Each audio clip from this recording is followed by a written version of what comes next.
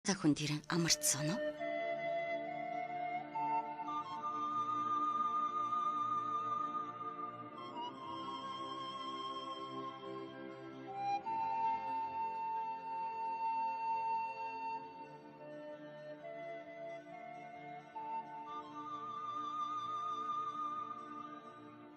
Таны богино амралтанд зориулж утга уран зохиолын яруу ихшгээр аялуулъя.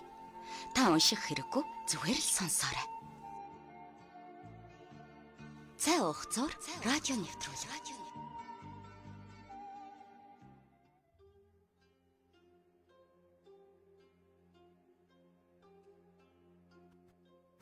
Самбацон өрхөмдөд сонсогчдоо та бүхэндээ өдрийн мэндийг хүргэе.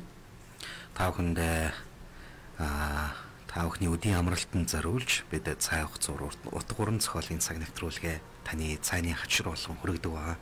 Бид энэ хүн нэвтрүүлгээрээ их хүн бодит амьдралаас идвэлсэн хайрын туучийг цувралаар хүргэж байгаа. Ингээд энэ өдөр та бүхэндээ энэ хүү туучийн 84, 85 дугаар хэсгийг эфирээс шууд хүргэнэ. Хамтдаа байгаарай.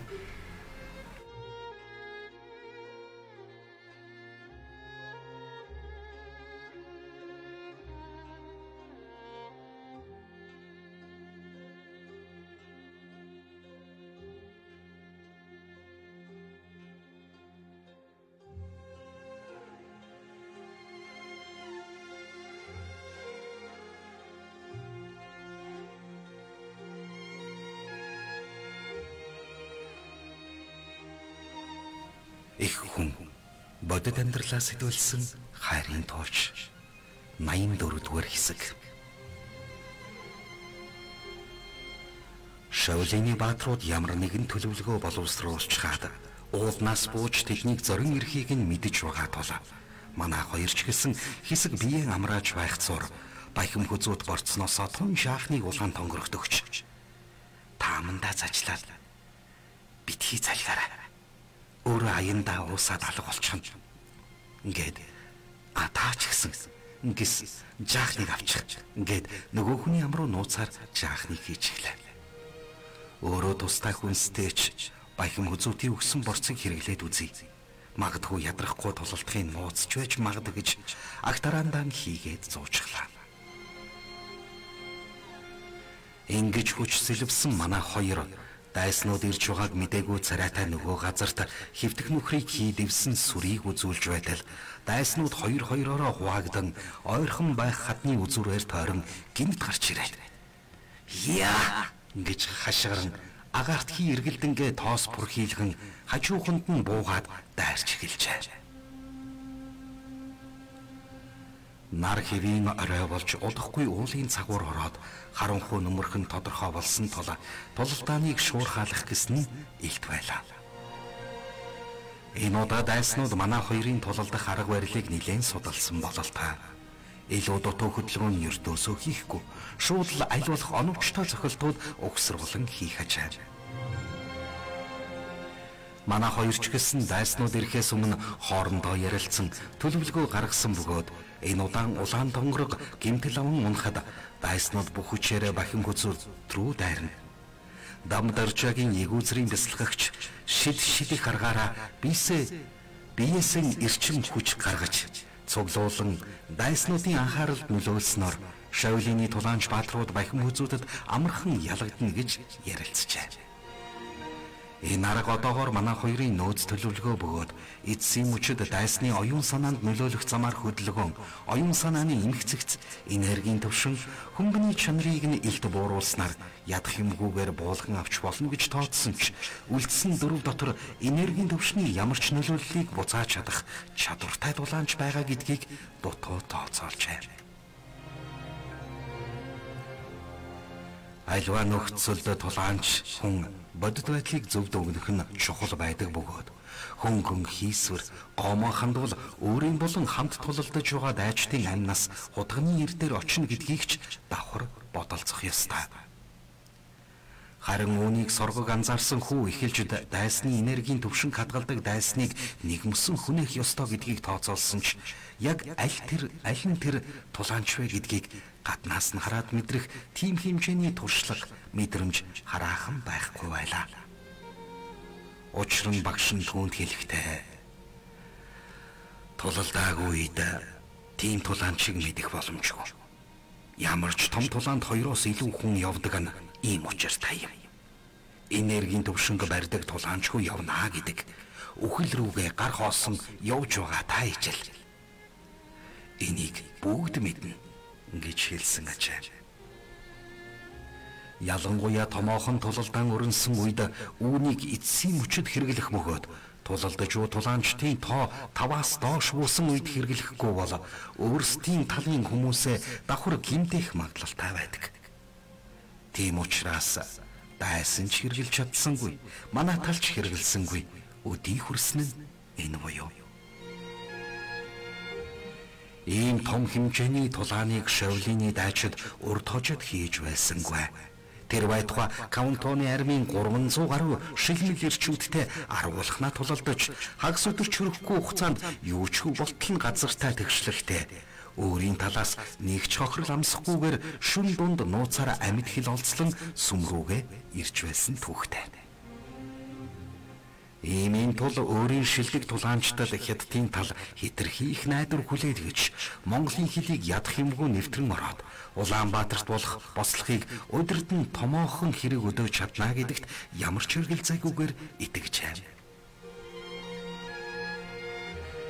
Гэтэл энэ газарт 2 хүнд тэр бүхэл нэг нь бүр хүүхдэд байдган алуулаад дөрвөлхний үлдээд байгаа тэдэнд бол даанч гачлалтай харамсмар хэрэг болоод байлаа. Нэг жаахан хүүхэд өөдрөөгүй эргэлтэн тэдний гол зэвсгүүдийг аюулгүй болгосноор үл барам ихэнх тулаанчдыг нь ганц цохилтоор нугаслан алж байгааг хараад нөөц төлөвлөгөө гаргахын тулд уул руу зүгтахаар шийдсэн нь тэр бүлгөө. Үнэн дээр бол Бухтын хөндийн тулаанчид яг хаана байдгийг нарийн тооцоолж чадаагүй нь тэдний бурууч гэсэн. Энэ чадвар хүмүүст энгийн нэг малчны дүрээр нуугдан байдаг нь олон мянган жил Шавлины тулаанчид олж илрүүлэн мэдхэд хамгийн их төв бодож байгаа гэхэд нэг их буруудахгүй ч ганц 2 удаа тохиолдлоор шахуу хэдэн цохилт хөдөлгөөн хулгайлснаас хэтрэхгүй ажээ. Бухтын хөндийн тулаанчид 50 нас хүрээд ирэхээрээ тулалдхан болж үгсэн алга болох бөгөөд нутаг сэлгэн дайжиж дараачийн тулаанчтай шинжин олж шаваа болгон сургадаг бөгөөд Баяхим хөзүүд ч гэсэн яг л энэ замаар явж ирсэн. 49 жил өнгөрөхөд бас яг л энэ замаар гинэт алга болж орон нутагтаа нас барсан гэдэг бүртгэлийг хийлэгдэг ажээ. Тийм учраас хаанаас ч гинэт гараад ирсэн нас тайвтар хүнийг малчид харчхад "Гүй нэг юм чинь газар давчилдаг юм шиг. Энэ тентгүй явж байх юм аа" гэж хэсэг ярьж байснаа аажимдан хорхоод хоргүйгээс гадна түмэн олонд байнга тусалж явдаг тул тэгсгийгээд мартагнаж 5-10 жилийн дараа нутгийн нэг малчтын нэгэн адил үзэгдэж харагдаад явж байдаг бүлгөө. Дөрвжийн тулалдааныг бодвол энэ удаа илүү аюултай зодон болж дайснууд манай хоёрын арга барилыг сүрхийс судалсан бололтоогоос гадна чадварлаг хүмүүс учраас цаг үеийн орчиндөө сайтар дасаж орчны чинээ салхины хөдөлгөөн зэргийг нарийн тооцоолж байлаа. Хэрэг хурдан хугацаанд дайсныг овмих хэрэглэн цөөлөөгүй бол ийм үед арвуулаа үлдсэн бол тэднийг дийлэхэд бэрх болох байсан нь тодорхой байлаа. Гэнэт дайснуудын нэг нь улаан тонгорг руу гоцлон дайрахад хүүтэй тохирсны дагуу түүний цогцолтонд лүхитл орж ухаан алдаж буй аятай муужран доош суухад цогцолт өгсөн дайсныг холдохын тулд Баяхим хөзүүд хормын төдийд зогсон хүний дэргэд ирснээр Монгол гутлын ээтэн хоншоороо эрүүгэн задлах цогцолт хийхэд сонор дайсан бултаж арваад алхмын цаана байгаа нөхдүүдийн дунд сэбхийтэл үсрэн буулаа. Айл тал нь сахилгаан шиг хурдан хөдөлцгөөх тул нэгнээ онож зохино гэдэг бараг боломжгүй болж байх тэр үед бүрэнхий татаж байлаа.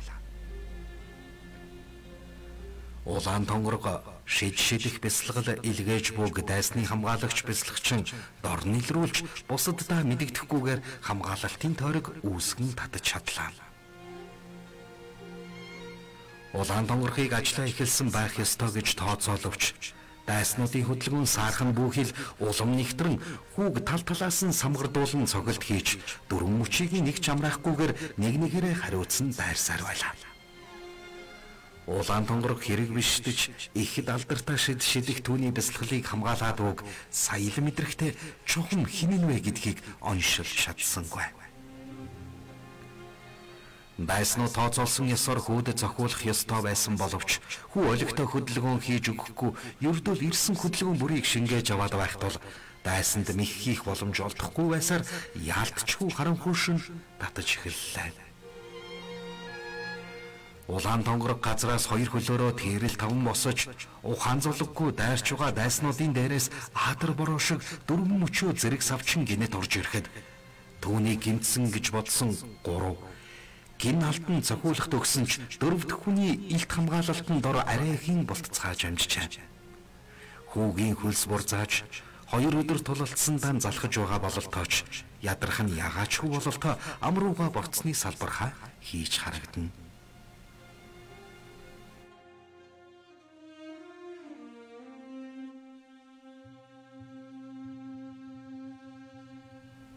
Найн 5 дугаар хэсэг. Ховн хөх боохонуудад эрүүлээд чичрэн сууж байхад хамар самсагаа нэг удаа тачигнуулан харайж уссан морин дахин дэгсэнгүүгээр үл барам.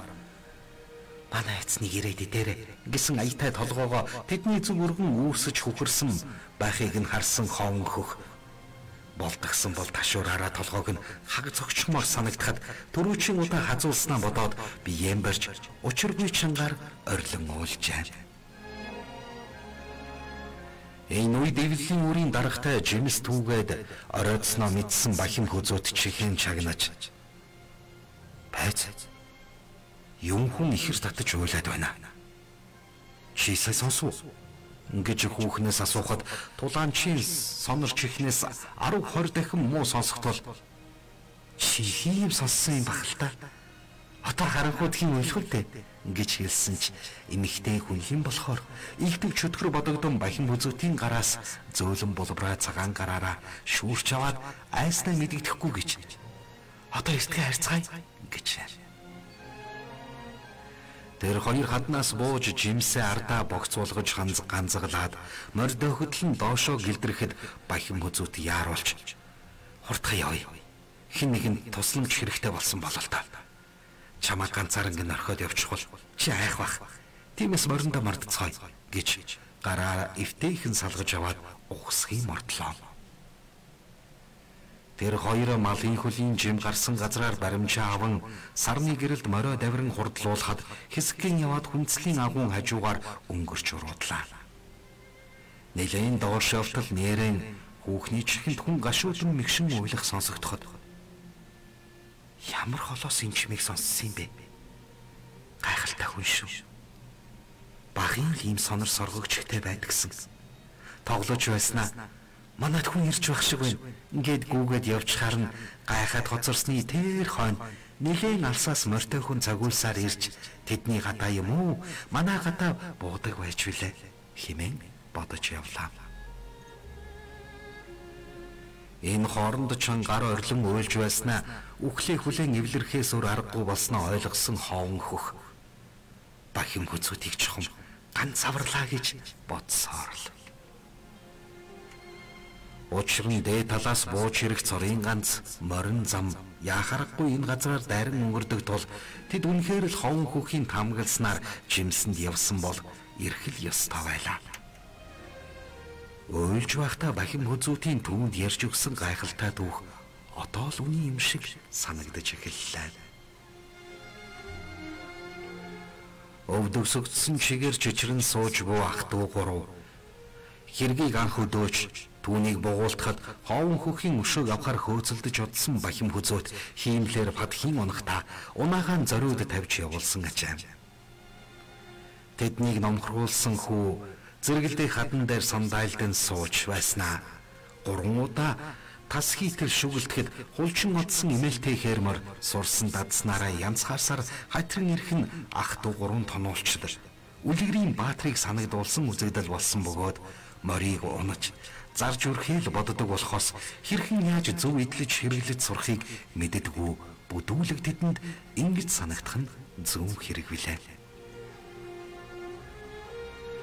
Бахим хүзүүтийн хүчинд автсан тэднээс яаж амтгаар хаал бодож толгойдоо залвхан хоёроо уралдуулан байх отхон дуун сүхэрсэн чигээрээ мөлхөн ирж дүүмэн би таныг насан туршдаа багшаа гэж хөндлөн дээдлэж авъя.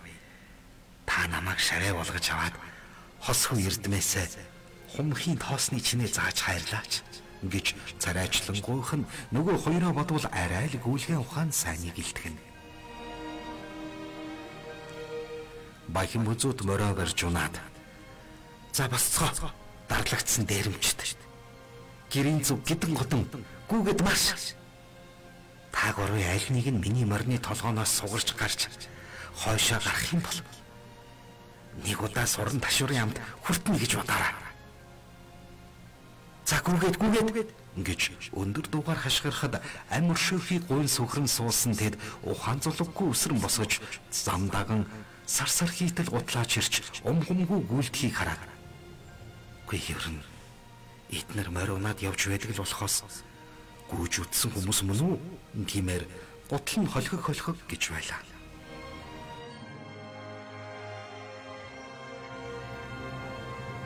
Бахим хүзүү тэднийг шоолон дотроо инээснээ хилээ тасгазач.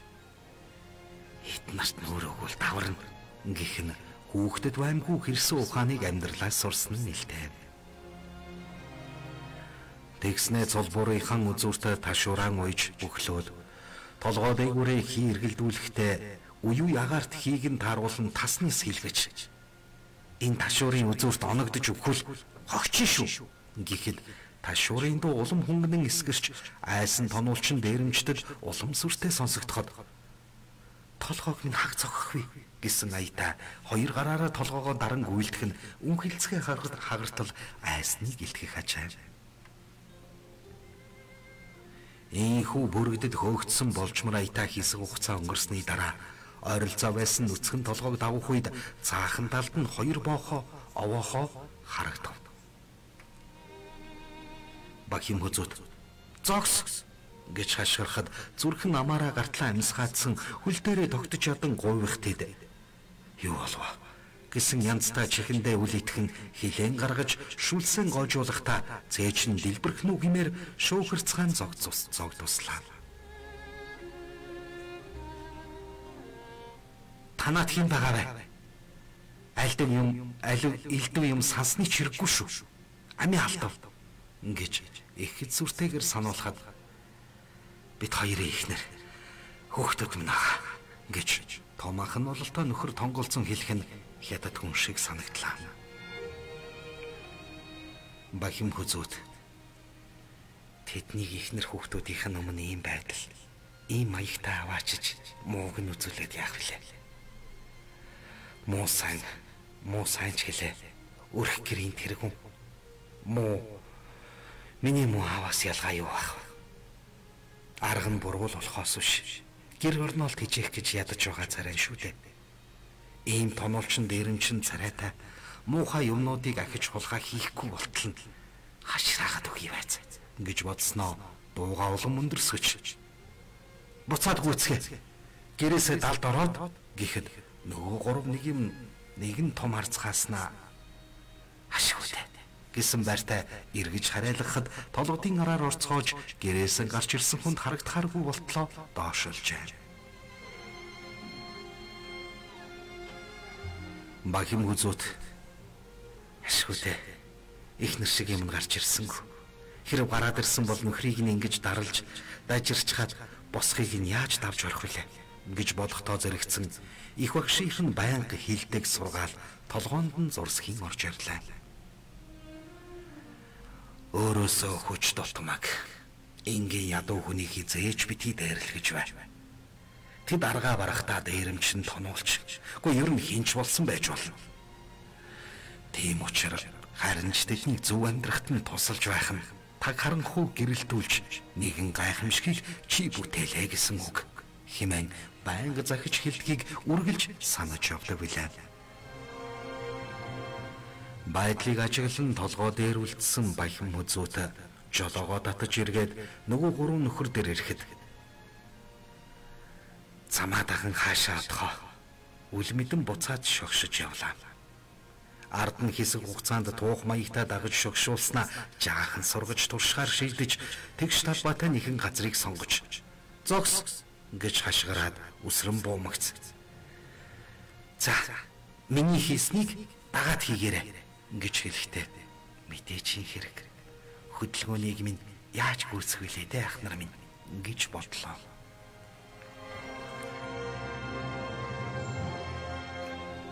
Үргэлжлэл бий.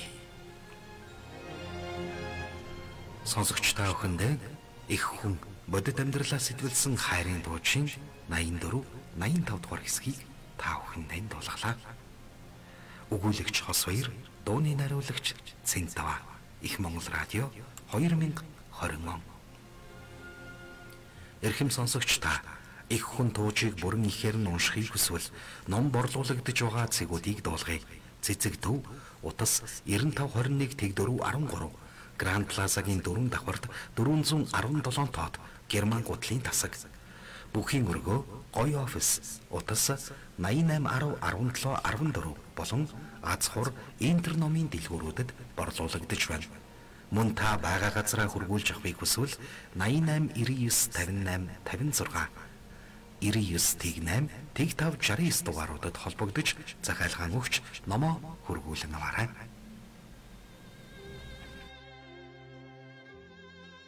Сонсогч та өдрийн цайгаа уучгаад төрч чулуу ажилласаа хүн дэрэн амарцсан уу?